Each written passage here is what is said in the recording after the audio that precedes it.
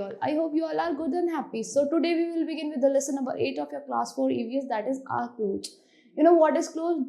The thing that we wear on our body are called clothes. They protect us from hot and cold. In early time, people used to wear the skin of animals because at that time the clothes were not available at that moment. So day by day it changes into a cloth. Let's begin with the lesson. The first cloth worn by early mans to keep out the cold and the rain were made of skin of animals and leaves. You know, in early time, in ancient time, people used to wear the skin clothes made of animals of the skin of the animals. But as man became a social being and started living in a group, his needs for clothes changed. जैसे जैसे लोग बढ़ने लगे अपने उनके social groups बनने लगे तो उनकी नीड्स जो होती थी क्लोथ्स की वो चेंज होने लगी कि they want to wear different types of cloth in the different temperature. He now had to wear clothes had to match the type of work he did. फिर वो उस टाइप के क्लोथ्स पहनने लगे जो जिस टाइप का वो वर्क करते थे, मतलब जो उनको प्रोफेशन होता था उसके अकॉर्डिंग वो क्लोथ्स पहनने लगे. The local climate also decided what to wear. तो उनका जो लोकल क्लाइमेट होता था, टेम्परेचर चेंज होता था. इन समर सीजन तो उनको मतलब गर्मी लगती थी, इन विंटर सीजन उनको ठंड लगती थी, तो उसके अकॉर्डिंग उनकी क्लोथ्स की नीड भी चेंज होने लगी. Let us talk about more on this. In hot damp places people wear like little clothes. जब बहुत ज़्यादा गर्मी होती है in summer season you wear ना less clothes in little clothes. Likely the animals also used to wear little clothes in summer season. This help us in keeping them cool. तो वो इसमें क्या हेल्प करते थे उनको ठंडा रखने में हेल्प करते थे because the cotton clothes help sweats the absorb the sweat of the body. In hot and dry climate people wear long loose robes. जो hot और dry climate होता था उसमें people एकदम loose clothes पहनते थे जो एकदम जिसमें से air pass हो सके अच्छे से.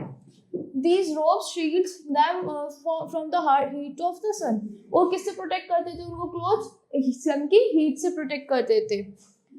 In very cold places people wear layers of woolen clothes. जब ठंड होती थी cold places पे people क्या पहनते थे? Layers पहनते थे different woolen clothes की like inners and फिर उसके ऊपर कुछ और उसके ऊपर they are different layers of the clothes. Like in winter you also wear ना different layers of the clothes. The warm air trapped between the layers keep the cold out. जो वो वार्म एयर होती थी cloth से रोक देते थे उनको, अंदर गर्माई होती थी बॉडी की तो वो ठंड को बाहर रखते थे. वार्म क्लोथ्स ठंड को अंदर आने नहीं देते थे. Notice a mountaineer climbing the snow-covered peak. Now in this picture you can see there is a mountaineer. He is climbing the snow peak covered with snow. Mountainous snow. She needs to wear layers of woolen clothes to protect his body from the chilling cold climate. तो उसको क्या करना पड़ता था? उसको बहुत सारी layers पहननी पड़ती थी woolen clothes की अपने आप को cold से बचाने के लिए. Let us now see and learn how the clothes of fabric is made. And now we will learn कि clothes of the fabric कैसे बनता है, मतलब fabric कैसे create होता है. On next page it is. To make fabric, we first need the yarn thread that is made of from fiber. तो हमें कोई फैब्रिक बनाना होता है उसके लिए हमें किस चीज़ की नीड होती है? We need the thread of the yarn to make a cloth. So where does the fiber comes from? तो हमें फाइबर कहाँ से मिलता है? वुलन मिलता है हमें wool से, कॉटन मिलता है हमें कॉटन प्लांट से. Now let's talk about fiber. Wool and cotton हमें कहाँ से मिलता है? Early men को कैसे मिलता था? Early men discovered the sheep hair wool can be rolled into a loose yarn for weaving into a cloth. Early man ने डिस्कवर किया कि जो वूल होती है शीप्स की उसको हम क्या कर सकते हैं, उसको हम एक यार्न में डेवलप कर सकते हैं, उसका रोल बना सकते हैं और फिर उसका एक कोई फाइबर बना सकते हैं. Then we can weave it. Hence he started to make woolen clothes. तो उन्होंने क्या स्टार्ट करा? वुलन क्लोथ्स बनाने स्टार्ट कर लिए बिकॉज उन्होंने वूल का इन्वेंशन कर दिया था. तो उन्होंने वुलन क्लोथ्स बनाने स्टार्ट कर दिए. Later man learned to make fiber from plant too. धीरे धीरे लोगों ने क्या स्टार्ट करा? फाइबर बनाना स्टार्ट कर दिया. किससे? प्लांट से. प्लांट से हमें कौन सा फाइबर मिलता है? We get cotton from the cotton plant. He learned to make cotton fiber from the cotton balls in the pods of cotton plant. तो उन्होंने एलिमेंट्स ने इन्वेंट करा कि जो कॉटन प्लांट होता है उससे कॉटन मिलता है, तो उससे हम क्या बना सकते हैं? हम थ्रेड में डेवलप करके उसको कॉटन क्लोथ्स पे यूज कर सकते हैं. Cotton fibre use to make cotton clothes. Cotton fibre किस में यूज होता है? कॉटन क्लोथ्स बनाने में. वो हमें कॉटन कहाँ से मिलती है? प्लांट से मिलती है. Now let's talk about silk. In China, men discovered how to use the fine thread from a silkworm cocoon. Have you seen the silkworm cocoon? तो उससे हमें क्या मिलता है? Silk मिलती है. In China, the people find that from the cocoon we can make the silk clothes. He learned to use this very fine thread to weave silk beautiful fabric. तो उन्होंने धीरे धीरे उससे क्या स्टार्ट करा? उसको वूव करना स्टार्ट करा. देन उससे क्या बना? सिल्क क्लॉथ, सिल्क फैब्रिक का इन्वेंशन हुआ. Now let's talk about nylon. What do you mean by nylon? Nylon is also a type of cloth, is a type of fabric. Today man has also learned to make synthetic fiber. आजकल लोगों ने क्या क्या बनाना start कर दिया? Synthetic fibre का भी invention start हो चुका है. From this fiber we weave a fabric called nylon or rayon. तो उस फाइबर से, सिंथेटिक फाइबर से हम क्या बना सकते हैं? Nylon and rayon. The synthetic fiber is made from the crude oil. Synthetic fiber किससे बनता है? एक crude oil होता है, उससे synthetic fiber का invention होता है. synthetic fiber बनता है. Fibers to fabric. अब एक कोई फाइबर है हमारे पास, कोई चीज है, उसे हम फैब्रिक में कैसे कन्वर्ट करेंगे? उसे हम क्लोथ्स को कैसे बनाएंगे?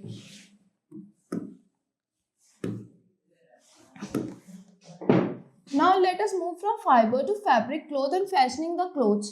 अब हम क्या करेंगे? फाइबर से फैब्रिक में कैसे क्लोथ बनता है और फिर उसे हम कैसे फैशन करते हैं, उसे कैसे वियर करते हैं.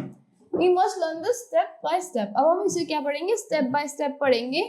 In this picture you can see nylon cloth is made from synthetic fabric. This is a nylon jacket that is made from a synthetic fabric. Now first fiber, plant, sheep, silkworm and crude oil. Fibre हमें कहाँ से मिलता है? Plant से मिलता है. Cotton plant से मिलता है हमें कॉटन. शीप से हमें क्या मिलता है? वूल मिलता है. सिल्क वॉर्म से हमें सिल्क फाइबर मिलता है और क्रूड ऑयल से हमें मिलता है synthetic fibre.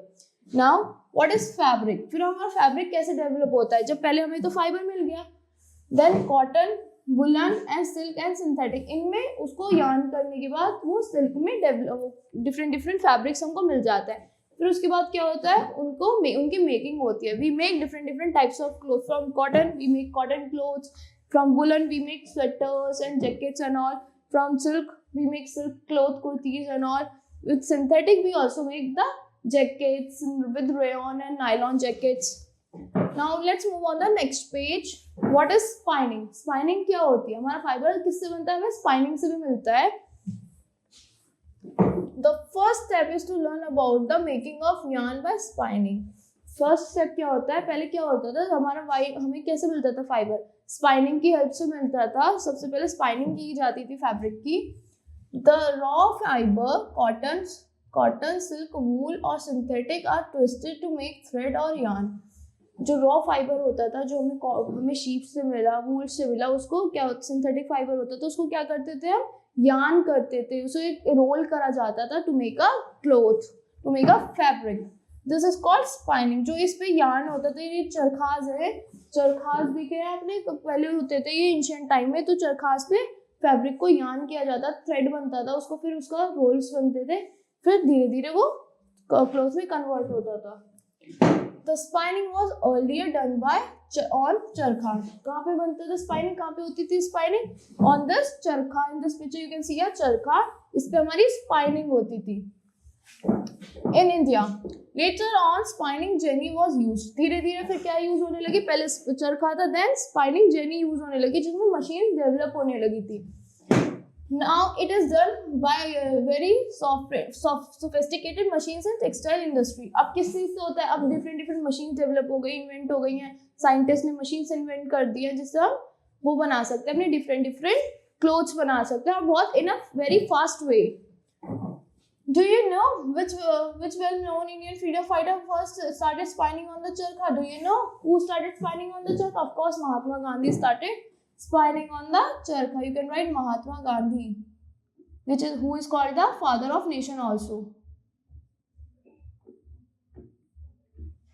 Now, second point is weaving. Weaving कैसे होती है? In the second step, the yarn of the thread is made into the fabric by weaving on the machines called loom. जो second step होता है, जो yarn हमें मिलता है स्पाइनिंग के थ्रू, यार्न मिलता है, उससे वो फिर हम थ्रेड में कैसे डेवलप करते हैं. और thread is made from a fabric into a fabric, उसको एक फैब्रिक में थ्रेड को डेवलप कर देते हैं। मशीन्स कॉल्ड लूम्स, उनकी मशीन्स को क्या कहते हैं? जैसे पहले चरखा से हमें यार्न मिलता है, फिर उस यार्न को हम फैब्रिक में कैसे कन्वर्ट करते हैं? मशीन होती है एक लूम नेम की। These looms crisscross the long threads to weave them into a fabric और क्लोथ। जो ये लूम्स होते हैं वो क्रिस क्रॉस करके एक फैब्रिक को बना देते हैं क्रिस क्रॉस वे में। Many weavers weave the thread on handloom by hand. कुछ वीवर्स क्या करते हैं? थ्रेड, हैंडलूम पे थ्रेड को वीव करते हैं by hand. But nowadays most of the fabric is made on the power of mechanised loom. पर आजकल क्या होने लगा है? आजकल मशीन्स आ गई हैं, डिफरेंट डिफरेंट मशीन्स होती है, तो इजी वे में करने के लिए अब वीविंग किस पे होती है?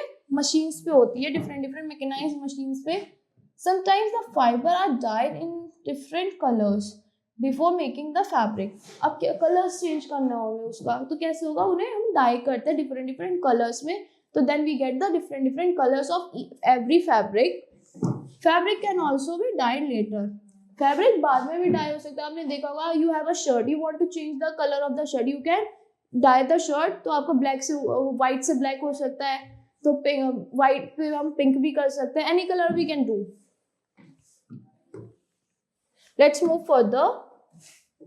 Finishing of the fabric. उस फैब्रिक जो हमारा वीव हुआ, पहले स्पाइन हुआ, स्पाइन में फिर वीव हुआ, उसके बाद हमारा क्या होता है? फिनिशिंग होती है उस फैब्रिक की, जो एक हमें जो मार्केट में कपड़ा आता है। फिर the third and the final step consist of 3 stages. में क्या क्या होती है? 3 स्टेजेस होती है। Dyeing, printing and giving special treatment to the fabric. पहले होती है उसमें डाइंग होती है, उसका कलर्स होते हैं, फिर उस पर कोई हमें जैसे प्रिंट करवाना हो कोई चीज, जैसे कोई स्टिकर हुआ, कोई कार्टून हुआ, तो उस पर फिर प्रिंटिंग होती है। Then we get the special treatment, उसको अच्छे से मतलब उसको ड्राई क्लीन होती है, उसकी स्पेशल ट्रीटमेंट होती है जिससे वो मार्केट में आ सके सेलिंग के लिए। Dyeing, let's read about dyeing. Dyeing क्या होती है? Dyeing is a process by which a fabric is given colour. Dyeing एक ऐसा प्रोसेस है जिसमें जो फैब्रिक होती है उसको कलर मिल जाता है। जैसे व्हाइट कलर का है तो उसे हम रेड भी कर सकते हैं, वी कैन डू पर्पल और any colour. The fabric is put into a large vessel containing hot water और different colors. क्या करते हैं? जो एक फैब्रिक है वो इस हॉट वाटर के बकेट में डिप करते हैं उस फैब्रिक को, देन उसका उसमें colours we throw the colours in that, फिर हमें उस कलर का फैब्रिक मिल जाता है। Then the fabric is dried and we have the coloured fabric ready to use for printing. जो हमें फिर उसमें से कलर मिल गया, हमें फैब्रिक मिल गया कलर्ड फैब्रिक, तो उसको हम रेडी, वो हमारा किस चीज के लिए रेडी हो जाता है? फिर पहले उसको सुखाते हैं, फिर उस पर हम प्रिंटिंग करवा सकते हैं। Then we get a fine fibre fabric. Now let's move to the next page. Second is, now beautiful pattern are printed on the coloured fabric by printing. जो हमें फैब्रिक मिला डाइंग के बाद, उस पर हम डिफरेंट डिफरेंट प्रिंट्स डलवा सकते हैं, डिफरेंट डिफरेंट कलर्स डलवा सकते हैं, डिफरेंट डिफरेंट डिजाइंस डलवा सकते हैं। उससे हमारा फिर क्या मिलता है? विद प्रिंटेड फैब्रिक मिल जाता है। Printing is done by various ways. Printing कैसी होती है? वेरियस वेज में, मतलब डिफरेंट डिफरेंट डिजाइन्स में भी होती है प्रिंटिंग। कार्टून भी प्रिंट करा सकते हो, आप कुछ भी प्रिंट करा सकते हो। The final stage of the finishing step is when a special treatment is given to the fabric, that shrinking और रिंकलिंग। जब आपने देखा होगा जब कोई बार बार डाई होगा कोई क्लॉथ, तो वो श्रिंक हो जाता है, रिंकल्स हो जाता है उस पर, तो उस पर फाइनल ट्रीटमेंट दिया जाता है, लाइक आयरनिंग द क्लॉथ और like dry cleaning the cloth. This gives the fabric a nice, smooth and shiny look too. उससे क्या मिलता है? जो आप आयरन कर दोगे, ड्राई क्लीन कर दोगे, उससे फैब्रिक को एक आयरन और एक शाइनी लुक मिल जाता है। Now the fabric is ready for fashioning into the clothes. फिर फैब्रिक को रेडी हो जाता है, आप पहन सकते हो उसको फैशन आउट कर सकते हो। Now care of our clothes. How can we take care of our clothes that we wear every day? Clothes make the man. Clothes क्या बनाता है? एक इंसान को आपकी एक पर्सनैलिटी शो करते हैं कि आप कैसी पर्सनैलिटी है, उसका आपका कैसा टेस्ट है, वो आपको लोगों को कैसे पता चलता है? They get to know about from your clothes. How true is to say this? कितना सच है ये? Let's read that. Keeping this in mind, let us learn about the care of clothes. अब हम इस चीज को दिमाग में रख लेते हैं कि क्लोथ्स मेक द मैन, तो अब हम पढ़ेंगे कि उसकी हमें केयर कैसे करनी चाहिए।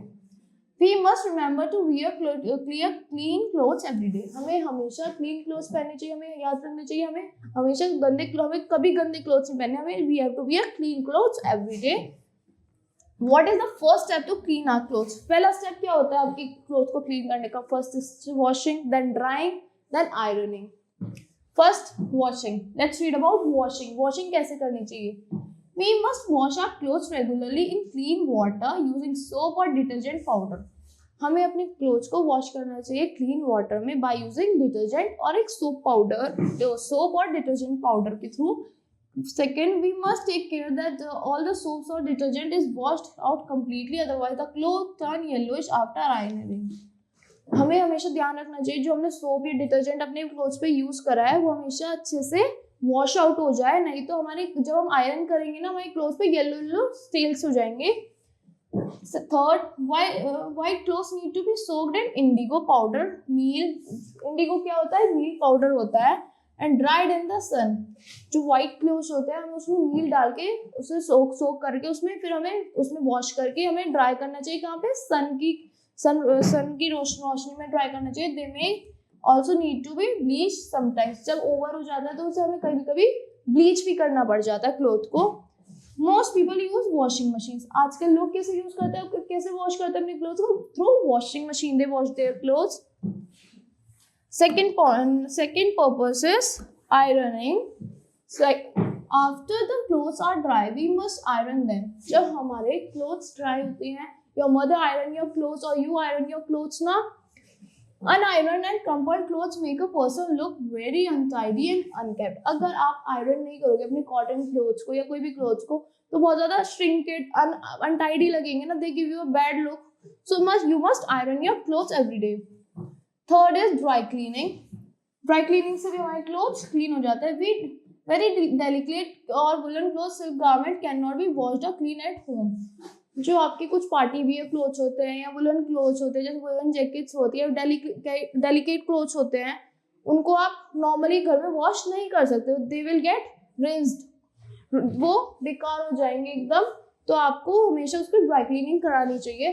These clothes have to be given to the dry cleaner for dry cleaning. और आपको उन क्लोथ्स को क्या करना चाहिए जब वो अनटाइडी हो जाते हैं? You should give those clothes to the dry cleaner near your house और देन उससे आप अपने ड्राई क्लीनिंग क्लोथ्स ले सकते हो. In the special chemical and machines are used to make and iron the delicate clothes. उनके लिए क्या होता है? उनके पास एक स्पेशल मशीन्स होती है, स्पेशल केमिकल्स होते हैं जिसमें वो वॉश होते हैं और फिर आपको आयरन क्लोथ्स मिल जाते हैं. Next page. Let's read about storage. हमें अपने क्लोथ्स को कैसे स्टोर करके रखना चाहिए? Care should be taken while storing the clothes. हमें हमेशा जब अपने कपड़े रखते हैं वी शुड फोल्ड देम, उसकी अच्छे से केयर करके रखनी चाहिए. They should be kept in a safe clean and dry places like trunk and cupboard. वो एक हमेशा एक सेफ प्लेसेस पे रखने चाहिए, लाइक ट्रंक. या ट्रंक होता है ना, your mother has the trunk और कबर्ड. कबर्ड में आपको अच्छे से वो क्लीन करके फोल्ड करके रखने चाहिए.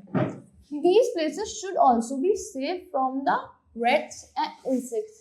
ये जगह आपकी वहाँ पे जहाँ आप क्लोथ्स रख रहे हो वहाँ पे रैट्स नहीं होने चाहिए, otherwise they will damage your clothes. कोई इंसेक्ट्स नहीं होने चाहिए क्योंकि अगर आपके उस क्लोथ में इंसेक्ट आ गया they can do the infection on your bodies. Insects and mites mostly attack woollen and silk clothes. जो इंसेक्ट्स होते हैं या माइट्स होते हैं वो पता है क्या इंसेक्ट, वो उनसे आपके हमेशा वुलन क्लोथ्स और सिल्क क्लोथ पे हमेशा अटैक करते हैं. To keep them away dried neem leaves and acid powder और naphthalene balls are used. उनको दूर रखने के लिए आप क्या यूज कर सकते हो अपने क्लोथ्स में? naphthalene balls डाल सकते हो, dried neem leaves डाल सकते हो या कोई एसिड डाल सकते हो जिससे वो आए ना वहाँ पे. बोरिक एसिड होता है. These are kept inside the clothes when they are stored. उनको हम क्या करना चाहिए? अपने क्लोथ्स के बीच में रखना चाहिए, inside our clothes, जब हम अपने क्लोथ्स को स्टोर करके रखते हैं अपने कबर्ड्स के अंदर. Now let's read some things to remember some important points of this chapter. First, fabric is made from sheep, wool, cotton plant, silkworm and crude oil. कहाँ से मिलता है हमें फैब्रिक? सिल्कवॉर्म से मिलता है, सिल्क मिलता है, कॉटन प्लांट से हमें कॉटन मिलती है, शीप से हमें वूल मिलती है एंड क्रूड ऑयल से हमें सिंथेटिक क्लोथ्स मिलते हैं. Second point, process of making fabric and fashioning of the clothes involves the following steps. कैसे बनता है हमें फैशनिंग ऑफ क्लोथ्स? हमारे लिए फर्स्ट फाइबर बनता है, स्पाइनिंग ऑफ द फाइबर होती है. फिर उसके बाद यार्न से वीविंग होती है, यार्न से वीविंग ऑफ द यार्न होती है. देन फैब्रिक मिलता है हमें, फिर फैब्रिक मिलने के बाद उसका क्या प्रोसेस होता है, dye, we give the fabric का कलर्स, फिर उसके बाद प्रिंटिंग होती है, फिर फिनिशिंग के लिए हम कहाँ जाते हैं, टेलर के पास जाता है जो हमारे क्लोथ्स को बनाते हैं, like kurti, shirts, jeans and different clothes. So that's all for this chapter. I hope you all like the explanation of this chapter. Thank you and have a nice day.